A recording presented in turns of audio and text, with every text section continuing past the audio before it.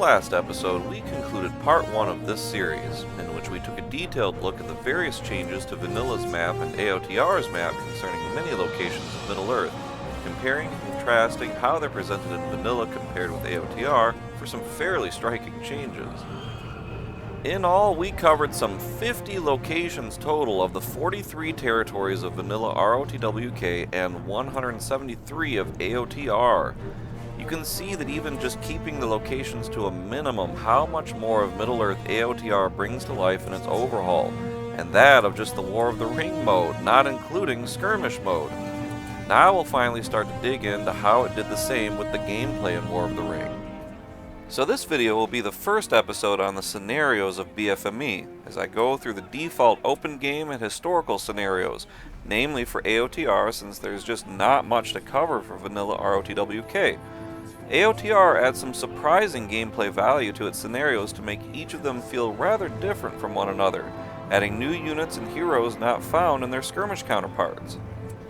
The following episodes will be a detailed breakdown of AOTR's revolutionary historical scenarios, the War of the Dwarves and Orcs, and the Last Alliance, both of which are original to AOTR and both of which do some astonishing things to really make the War of the Ring come to life in ways not seen anywhere else. But there's a lot to dig into, so let's get started.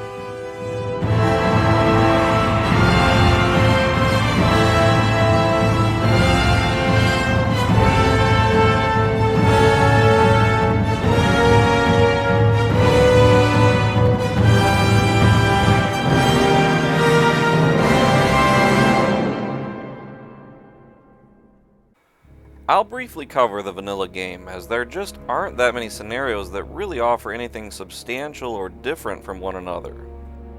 In the vanilla game, there are a number of scenarios to choose from, though most of them are variations on the same scenario. The ones with the T next to them mean you start automatically with a number of territories. The number means how many players.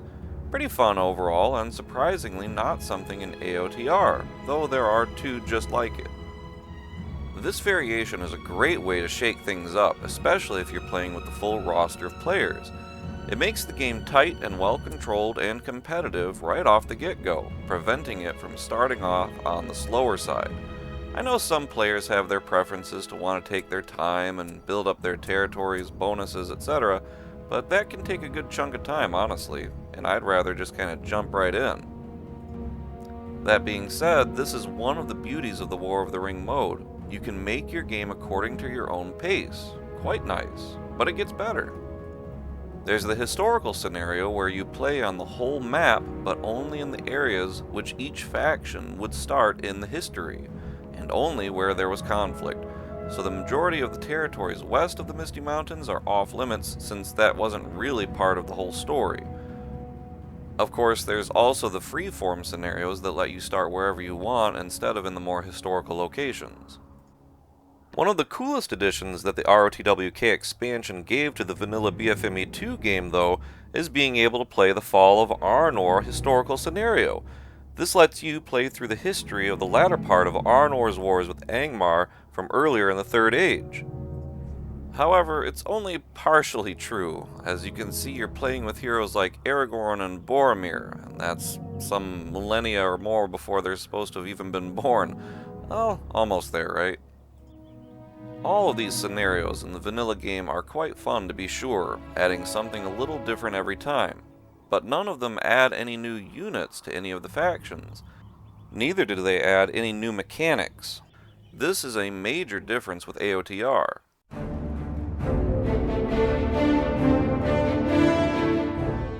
The Age of the Ring mod, as you can see, has far fewer scenarios, unfortunately, but what it lacks in variety it makes up for in some interesting ways in terms of gameplay value added to certain scenarios.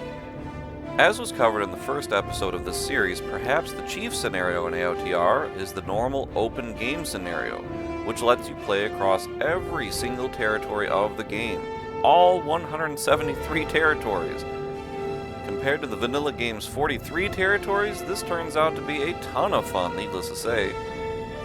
The rather big loss to this, however, is that the engine is not made for 173 territories with another human player. so the open game scenario may end up crashing if you have a buddy. Very unfortunate. Very unfortunate. You can see here I've joined this game trying to select a territory, and boom. Runtime error. I've not once been able to play an open game scenario with anyone, unfortunately. However, you can play with a friend just fine if you choose either version of Northern or Southern Conquest. Here's where the extra gameplay value kicks in some really fun ways. The open game version of these scenarios is basically just the entire map split in half, but the other versions are historical versions. While you're forced to play in the historical starting positions for those factions, just like in the vanilla game, not only do you get extra territories automatically, but also some extra troops garrisoned in many of them. Northern and Southern Conquest historical scenarios also allow you to start off with a slightly different roster of heroes than their open game counterparts.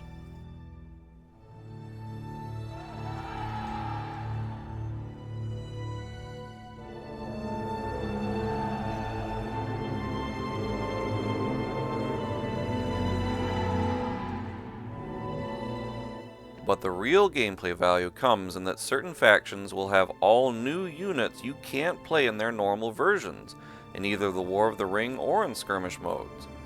And some factions actually are combined with other factions. Notice on the historical Northern Conquest scenario you cannot choose the Woodland realm.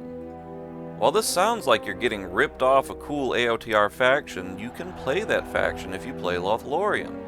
You can see that you get Thranduil and the faction's units.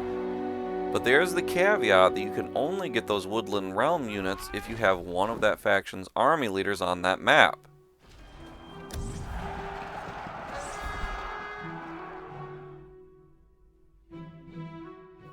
You can see that the trainable troops are the normal Lorien troops here, as you have only the Lorien army leader here.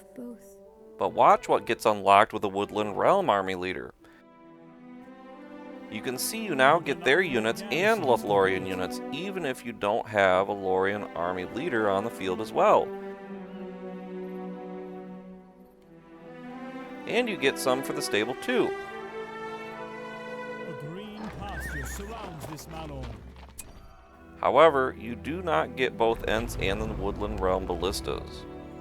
The unfortunate thing about this aspect of the scenario, though, is that you cannot get Woodland Realm units any other way than in RTS battles. Even if you move Thranduil on one of your barracks territories, it doesn't matter which barracks you have, you don't get the faction's units. So it's a little odd to start with these upper tier Woodland Realm units, but you don't get more of them. Even more odd is that you get Thranduil as the only hero for the Woodland Realm. You can see the full hero roster for Lothlorien here. So essentially the Woodland Realm has been made into a sub-faction for the War of the Ring. The Woodland Realm is a pretty great faction to play, so it feels a little odd that they get the short end of the stick for the historical Northern Conquest mode. Like I talked about a moment ago, you can only have so many factions available in the north for this historical setting, but the fact that Rivendell was chosen as a fully playable faction over the Woodland Realm is honestly a little jarring, given that those peoples of the west of the Misty Mountains played little to no part in the wars in Wilderland. Thranduil had to fight for his own lands far more than Elrond did, to be perfectly frank, but I digress. You still get to play the full faction in the open game version of Northern Conquest. It's just odd you can't get it in this version. Moving on to Mordor in historical Northern Conquest mode, though, the gameplay value you get is just like Lothlorien. All of this also holds true with Mordor. Given you're playing in the north, this is where the hordes of the Easterlings invaded into Middle-earth most during the War of the Ring, making war with the dwarves and the Men of Dale especially. So the Mordor faction now has all new Easterling heroes and units to reflect this. Other than the adventure or alternate faction of Rune in the normal skirmish mode, you cannot play these units anywhere else in the game. Quite a nice touch. Like with the Woodland Realm, as long as you have an Easterling commander in an RTS battle, you also get new units from the barracks in RTS battles, in this case Tier 1 Easterling Serf Spearmen and Archers.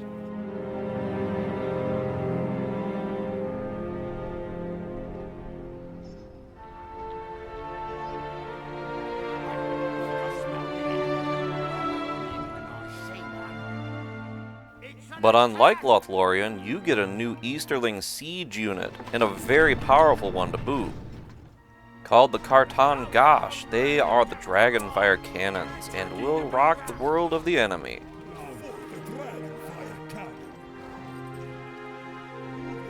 As if that weren't good enough, these guys also get some great new cavalry, the Variag Outriders, feared nomadic cavalry of the plains and steppes east of Mordor.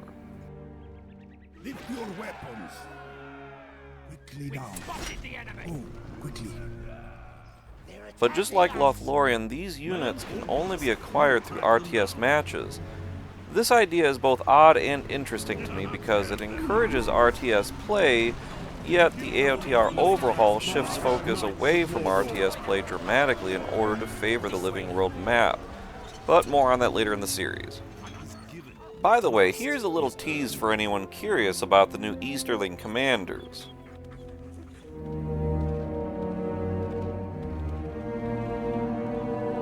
Do not surrender.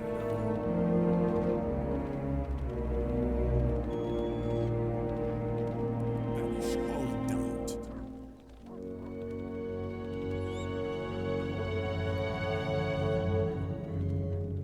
Your kind will burn. Flee before the dog.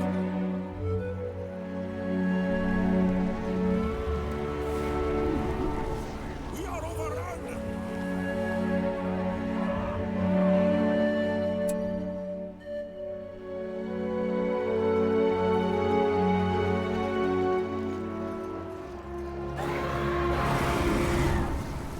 So clearly some pretty cool new heroes.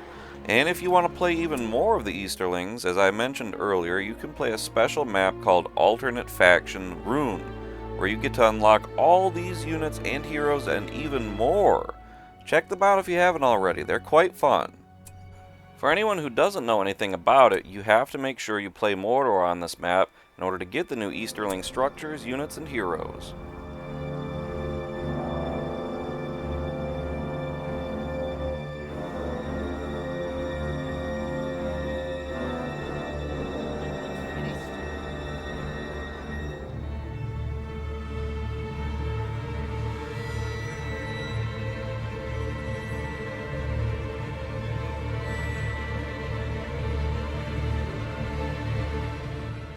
They also get a whole new spellbook. But with these sub-factions comes a really odd downside. If you manage to get your Easterling heroes, or even your Woodland Realm hero Thranduil outmaneuvered while they cannot retreat on the overworld map, just like any other hero, they get taken off the map, but these heroes are removed permanently. Here the Erebor player will move one leader to the territory behind where my Easterling commanders are, whilst moving another to attack them. This is a great tactic to use when you can to cut off any retreat.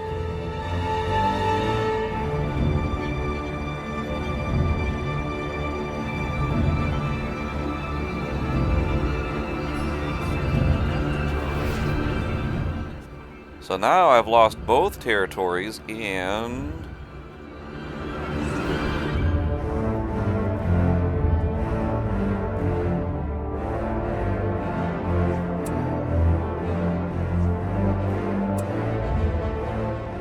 you can see I cannot re-recruit them from my fortress.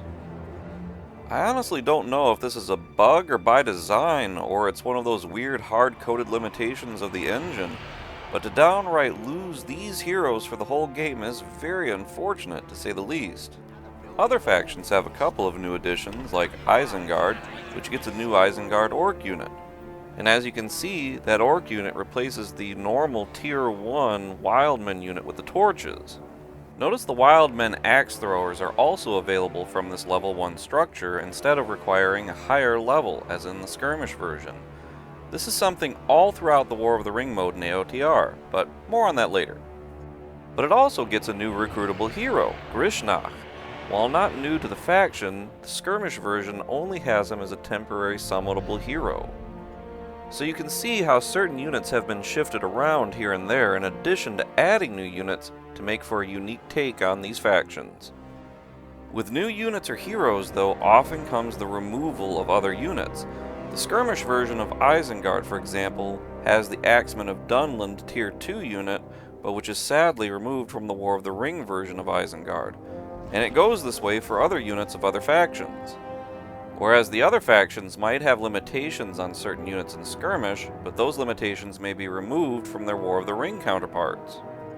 A good example is the Dwarven battle wagons. You gotta love seeing a whole cavalry force of these guys storming the enemy.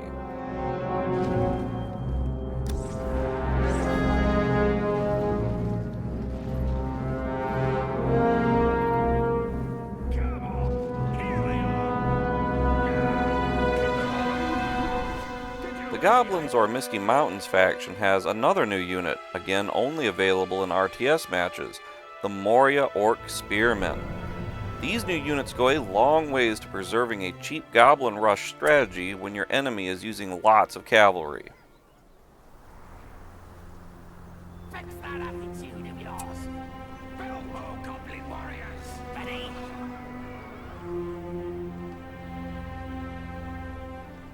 Mordor and Isengard, by the way, are not the only factions to receive new permanent heroes for War of the Ring. If you play the open game versions of the Northern or Southern Conquest modes, or even just the default open game all territories map scenario, you get Frumgar, who's a temporary summon in skirmish mode. But here he is a permanent hero.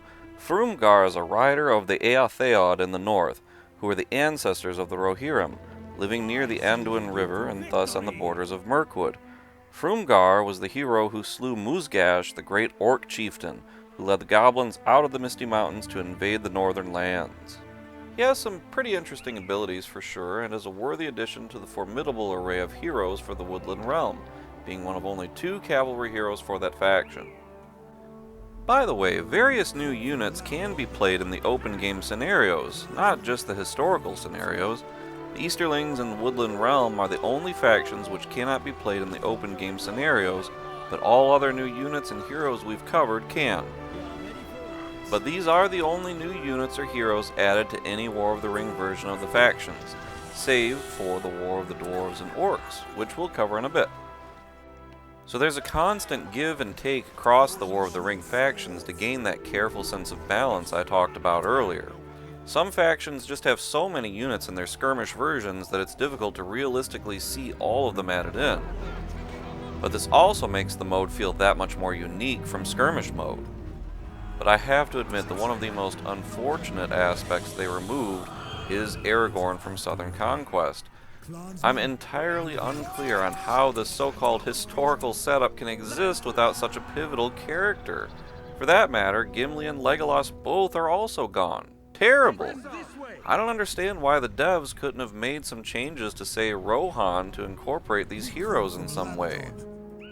Or to go even further and combine the faction of either Rohan or Gondor with Rivendell in order to get not just Aragorn but also the Dunedain of the North and Elrond's sons, letting such a changed faction operate like Northern Conquest version of Lothlorien or Mordor, so that if you have, say, Aragorn or Halbarad on the field, you could also recruit the Dunedain. For anyone not familiar with what I'm talking about, read the books. It's in the books where the Dunedain of the North, also known as the Grey Company, comes south to aid Aragorn and see him return as the king. Here's hoping for this to happen in a future update. I would be remiss if I didn't address a little bit the lack of the Angmar Wars.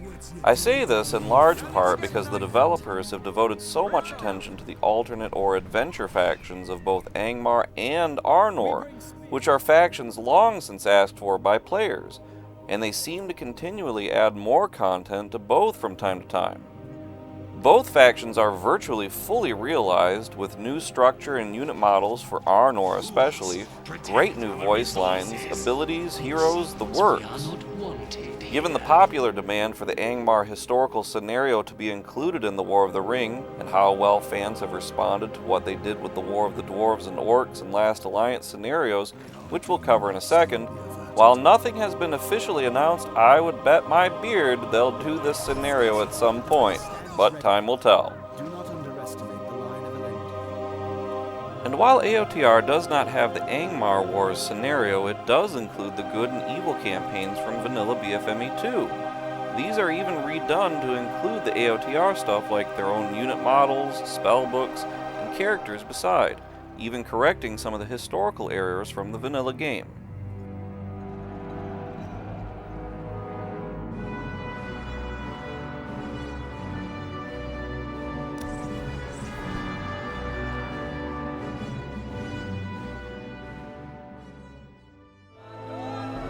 Rivendell is a hidden refuge and stronghold for the elves.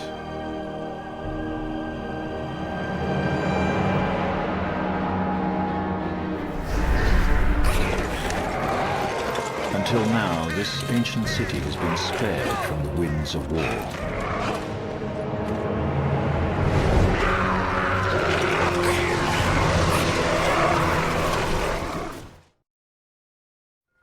Glorfindel must go to the House of So what do you think of the Age of the Rings overhaul of the War of the Ring mode so far?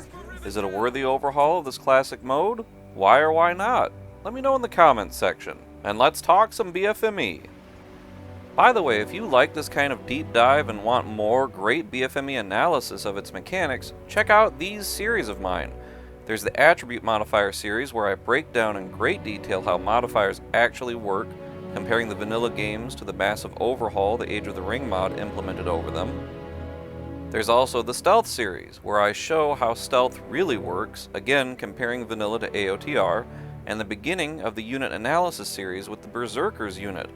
I also have a growing library of tutorials on how to use the BFME world builder and how to mod, along with lots of great gameplay videos besides.